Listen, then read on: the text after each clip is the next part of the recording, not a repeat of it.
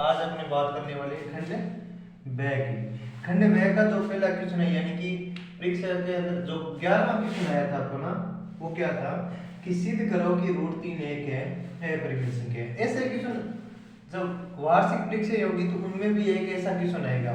हो सकता है उसके अंदर रूट 500 हो सकता है, कुछ भी हो सकता है, लेकिन इस टाइप का कोई भी क्वेश्चन आ जाए तो उनके लिए किस प्रकार उसको उसका सॉल्यूशन है, उसके लिए आपको क्या करनी है, स्टेप याद करने जरूरी है।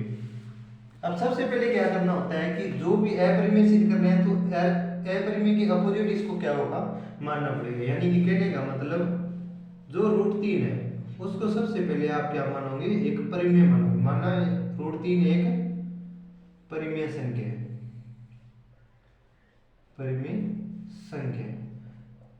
जब आप रूट 3 को एक परिमेय संख्या मान लेते हो तो जो परिमेय की जो फॉर्म होती है वो क्या होती है, पी बाई क्यू। तो रूट 3 इज इक्वल टू क्या हो जाएगा, पी बाई क्यू। और आपको यह चीज ध्यान रखना है कि जो परिमेय संख्या सिद्ध करनी है, अगर आप कोई इसी चीज को परिमेय सिद्ध कर रहे हो तो परिमेय की कंडीशन क्या होती है सिद्ध होने की। तो परिमेय संख्या के लिए आपको सबसे पहले पता होना चाहिए परिमेय संख्या होती क्या है। परिमेय संख्या के लिए 3 स्टेप है, वो क्या है।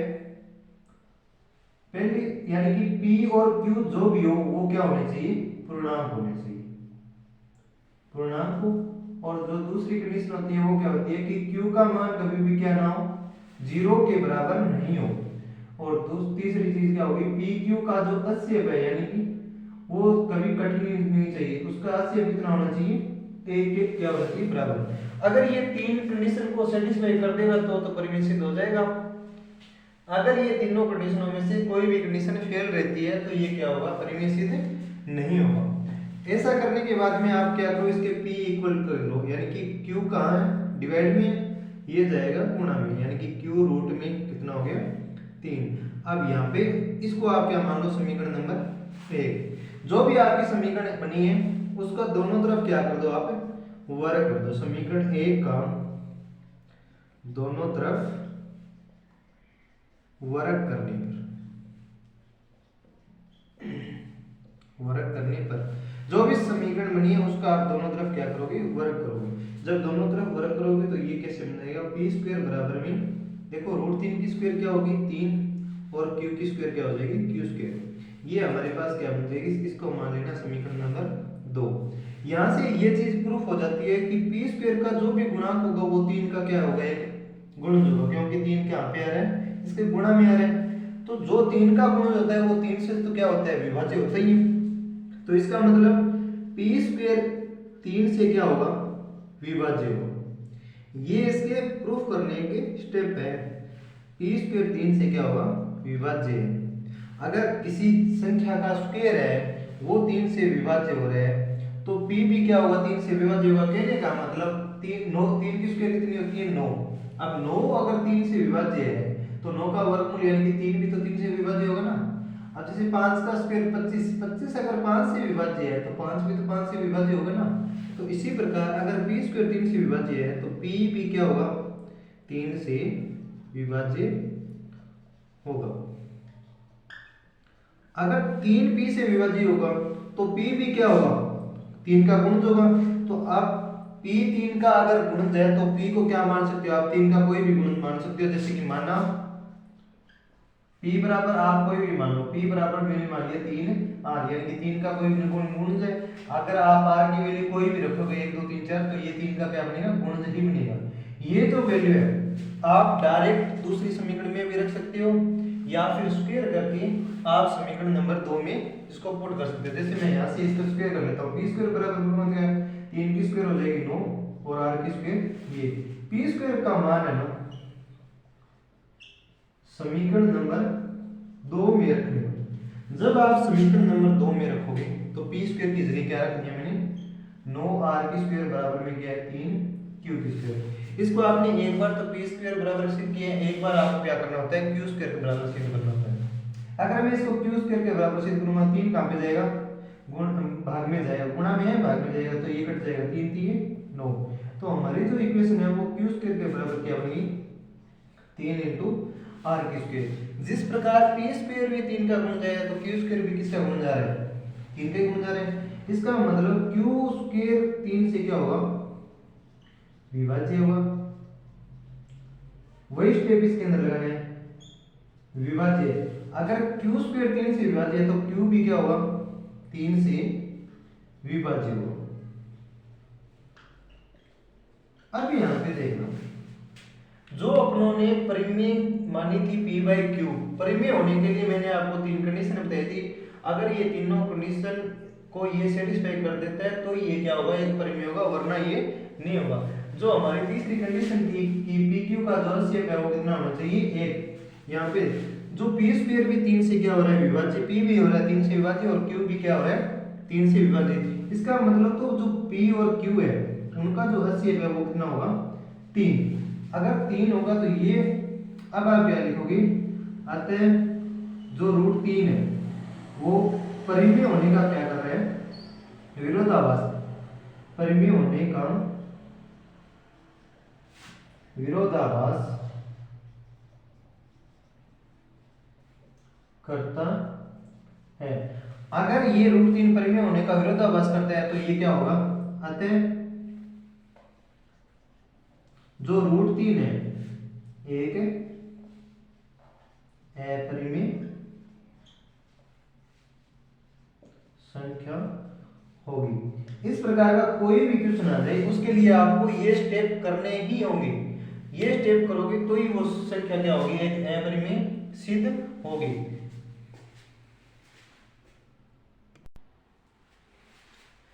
अगला जो खंड ब का 12वां जो क्वेश्चन है उसके अंदर अपने को बोला गया है कि अपने को क्या ज्ञात करना है, एक द्विघात व्यंजक ज्ञात करने हैं। जबकि इसके जो दो शून्य क्या है वो अपने को दे रखे हो। मैंने जो खंड एक रहा था उसमें भी एक ऐसा क्वेश्चन आया था अल्फा और बीटा वाला। तो जो अपने शून्य होते हैं उनको हमेशा अल्फा और बीटा ही तो माना जाता है। अगर आप शून्य से डायरेक्ट द्विघाती व्यंजक ज्ञात करना चाहते हो तो आपको क्या करना है, एक इक्वेशन याद करनी होगी जिसको अपने द्विघाती इक्वेशन भी बोल सकते हैं। वो इक्वेशन होती है एक्स की स्क्वायर माइनस में यहाँ पे तो जो होता है वो जो शून्यकों का योग होता है और उसकी मल्टीप्लाई कर दो आप एक्स से, और प्लस में क्या होता है उन्हीं शून्यकों का क्या होता है गुणन। एक बार इसमें क्या इक्वेशन है इक्वल होते हैं और व्यंजक जब आप ज्ञात करो तो बहुपद होता है, इक्वल आप हटा देना एक्स की स्क्वायर और जो हमारे लिए अल्फा का मान इसमें कितना है 5 और जो दूसरा शून्य है उसको क्या मान लो आप बीटा, माइनस अल्फा का मान है प्लस का 5 और बीटा का मान है माइनस का 3। ये माइनस प्लस से गुणा होके क्या हो जाएगा, माइनस प्लस माइनस होता है। बीटा की वैल्यू कितनी है 3, बाहर 1 से गुणा कर दूं और प्लस में बीटा फिर 5 की गुणा किससे करनी है -3 से इक्वल में 0। एक्स की स्क्वायर माइनस में 5 में से जब 3 माइनस करोगे 2x और जब 5 की 3 से गुणा करोगे 3 है माइनस का, माइनस के कितने हो जाएंगे 15 और वो माइनस इसको भी क्या कर देगा -15 इक्वल हटा देंगे तो ये क्या बन गया हमारे पास एक द्विघात व्यंजक।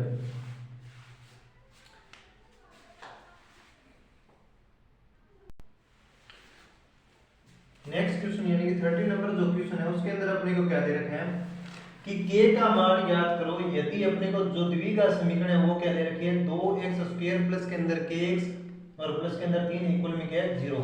लेकिन इसमें जो कंडीशन है वो क्या दे रखी है कि इसके जो भी मूल होंगे वो आपस में क्या होंगे समान होंगे। ये 4.3 का क्वेश्चन है। इसमें आपको क्या करना है कि मूल की कंडीशन जो अपने को समझाएगी है वो क्या है कि b² माइनस, जब अपने इसकी प्रकृति चेक करते हैं कि मूल होंगे वो किस प्रकार होंगे, वो प्रकृति है। अगर b² माइनस 4 का जो मान है अगर वो 0 से क्या हो जाए बड़ा तो जो मूल होते हैं वो वास्तविक होते हैं लेकिन अलग अलग होते हैं। अगर ये जो वैल्यू है 0 के क्या हो जाए इक्वल में तो इसके मूल जो होंगे वो वास्तविक होंगे और मूल क्या होंगे समान होंगे। यानी कि 4.3 की ये जो दूसरी कंडीशन है प्रकृति चेक करने की वो इसमें क्या होगी लागू होगी। तो इसके लिए आपको ABC की पहचान करनी है, यानी कि इसकी तुलना आप किससे कर लो, इसके व्यापक रूप से कर लो bx और प्लस के अंदर c। जब आप व्यापक रूप से तुलना करोगे तो यहाँ से a की वैल्यू कितनी आ गई, a की वैल्यू आ जाएगी 2, b की वैल्यू आ जाएगी k और c की वैल्यू आ गई 3। ये जो वैल्यू है आप इस समीकरण के अंदर क्या कर दो पुट कर दो।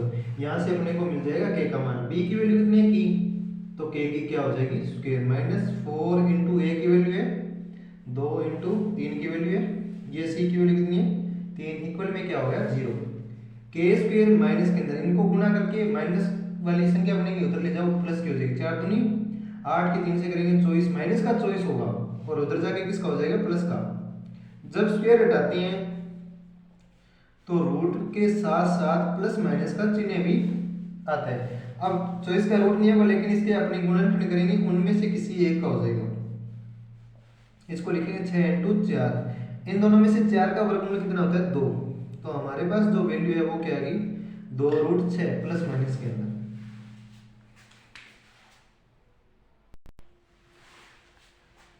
जो आगे वाला क्वेश्चन है वो अपने को दे रखे हैं कि एक समांतर चतुर्भुज के अपने को 4 बिंदुओं के जो शीर्ष दे रखे हैं। यहाँ पे मैंने लिख दिया क्वेश्चन के अंदर दिया हुआ है कि ए के जो निर्देशांक है वो कितने हैं 6,1, बी के 8,2, सी के 9,4 और डी के क्या है p,3। चारों के चारों शीर्ष में एक पद है वो क्या है गायब, और जो निर्देशांकों में पहली वैल्यू होती है वो हमेशा क्या होती है x एक्स की वैल्यू होती है। अपने को मान ज्ञात करना है p का। तो इसने कंडीशन दी है कि ये क्या है समांतर चतुर्भुज, और समांतर चतुर्भुज जैसे दिया तो हमारे लिए एक काम आसान हो गया। इसके अंदर क्या हो गया कि एक नियम होता है कि समांतर चतुर्भुज के जो विकर्ण होते हैं वो आपस में एक दूसरे को क्या करते हैं समद्विभाजित करते हैं, मतलब समान दो भागों में काटते हैं।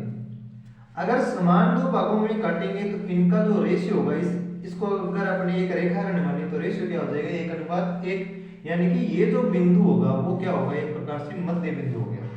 तो कहने का मतलब जो BD का मध्य बिंदु होगा वही तो AC का मध्य बिंदु होगा। तो सबसे पहले इसको अपने किस प्रकार हल करेंगे, यानी कि BD का मध्य बिंदु, इसका जो भी मान होगा वो किसके बराबर होना चाहिए, जो AC का मध्य बिंदु निकालेंगे, AC का मध्य बिंदु। इसको ज्यादा सॉल्व नहीं करेंगे, अपने को केवल x एक्स का निर्देशांक चाहिए मध्य बिंदु। तो इसमें क्या है जब x का मान नहीं है तो आप x वाला फॉर्मूला लगाओगे, यानी कि x का मान निकालने के लिए क्या होता है फॉर्मूला कि x1 प्लस में x2, साइड वाले जो x के मान है वो जोड़ दो और 2 का क्या लगा दो भाग लगा दो। अब इसके अंदर जो x के मान है वो क्या है, सबसे पहले इसके अंदर तो x1 p और ये क्या हो जाएगा x2, यानी कि p प्लस में 8 और बटे में क्या हो जाएगा 2 और बराबर। अब AC का जो मध्य बिंदु है इन दोनों का इनके x के निर्देशांक है, एक में 6 और एक में 9, इसी को आप x1 मान लो, 6 प्लस के अंदर 9 और 2 का क्या लगा दो भाग। अब इन दोनों को क्या कर लेंगे, इसके अपोन में भी 2 है, इसके अपोन में भी 2 है, ये 2 डिवाइड में जाएगा गुणा में, फिर काटोगे यहाँ से ये कट जाएगा, p प्लस का 8 उधर जाना ही है, 9 और 6 कितने हो गए 15, ये जो प्लस का 8 है उधर जाके किसका हो गया माइनस का। जब आप 15 में से 8 घटा दोगे तो इसकी जो वैल्यू है वो कितनी आएगी 7 आ गई। इसी प्रकार जो अपने को इसका जो 16वां क्वेश्चन दे रखे हैं,